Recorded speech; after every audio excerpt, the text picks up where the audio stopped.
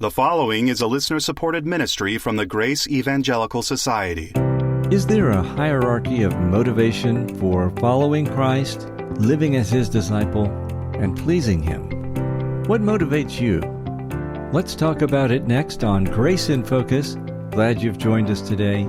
Grace in Focus is a radio broadcast and podcast ministry of the Grace Evangelical Society. We have a website, faithalone.org. We invite you to go there, learn more about us, including our free online seminary, Grace Evangelical Seminary, where you can earn an MDiv degree. That's at faithalone.org. Now, with today's question and answer discussion, here are Ken Yates and Kathryn Wright. Welcome back to Grace in Focus, and we have a question from Micah. I think this is a great question. This is one that I don't know if we hear the question a lot, but we hear it discussed. The issue. We hear the issue discussed a lot, especially when it comes to rewards and Christian living. So what is the question that Micah asked us?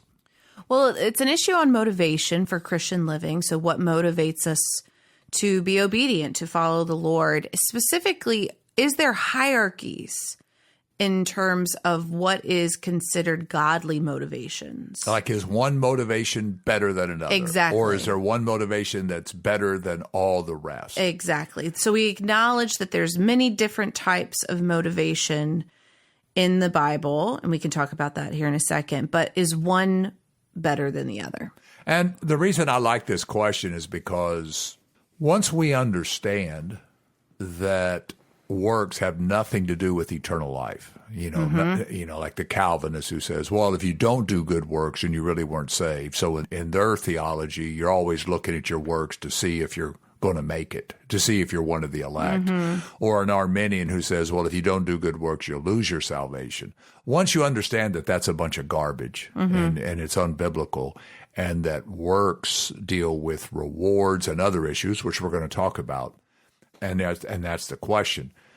Are there some motivations that are greater than others? And the reason I bring that up is because even among grace people, even people who understand this, a lot of times they'll say, oh, yeah, right? I mean, it's the greatest motivation is love, right?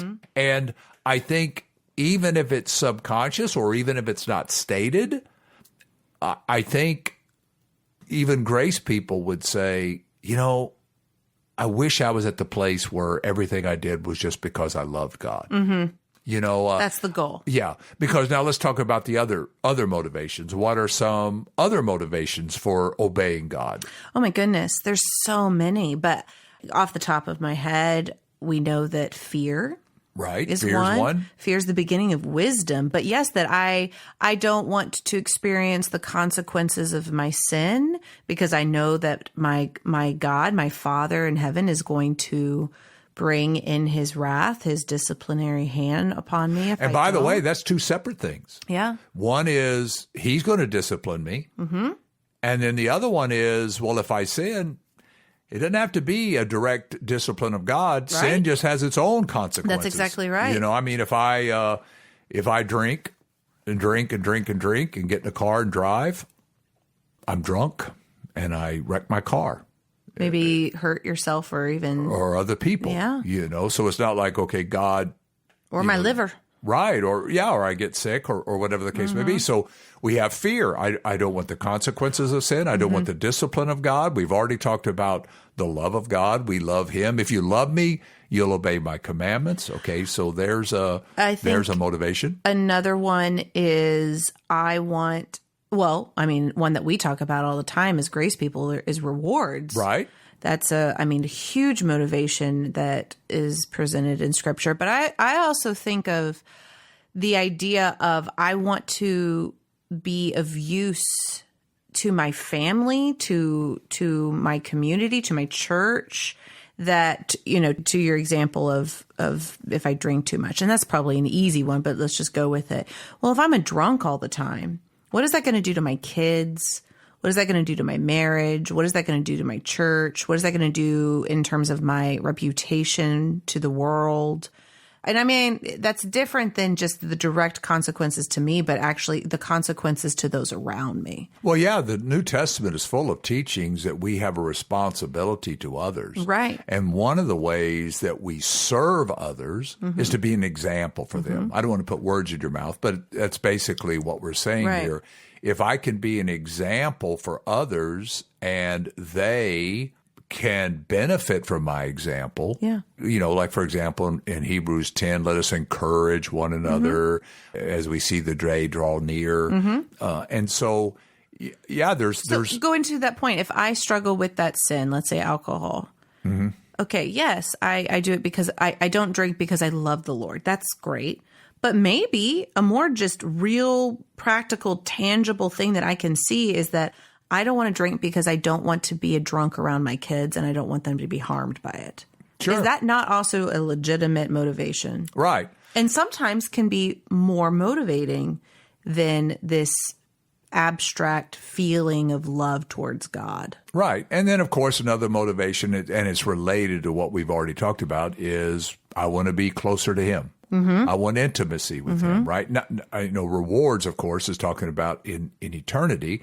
But even here, if I walk in obedience, I become more like Christ. Yeah. And I'm in fellowship with Him. And I want to become more like Him. Okay.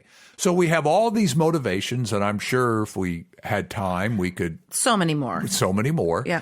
But the question is love the highest one? And again, I've heard it from grace people, and I've heard it even in seminary. And by the way, you'll leave it, kind of an ironic, I don't know if irony is the right word here, but when you talk to people who don't believe in rewards, this is one of the things they'll say. Goes, well, I don't need those other rewards. I don't need those other motivations. I just love the Lord. Yeah, they'll even say a common reason for the rejection of the doctrine of rewards is that it will be deemed selfish. That's right. And so I just want to love the Lord. That's all I care about. And so don't talk to me about those these free gracers are selfish. They don't love the Lord. I do. Right. Which, by the way, they usually are talking about rewards there. But what about those other motivations? Is it selfish for me to want to live a good life so that I give an example for others? To want to have intimacy with Christ and become more like Him? To want to avoid the consequences of sin in this life? And so that's not a valid charge against those who don't believe in rewards.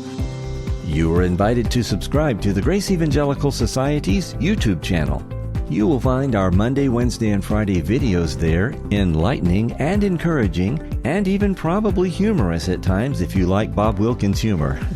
Indeed, you will get biblical truth about free grace themes like faith alone for eternal salvation and why the Grace Evangelical Society is 0 point Calvinistic.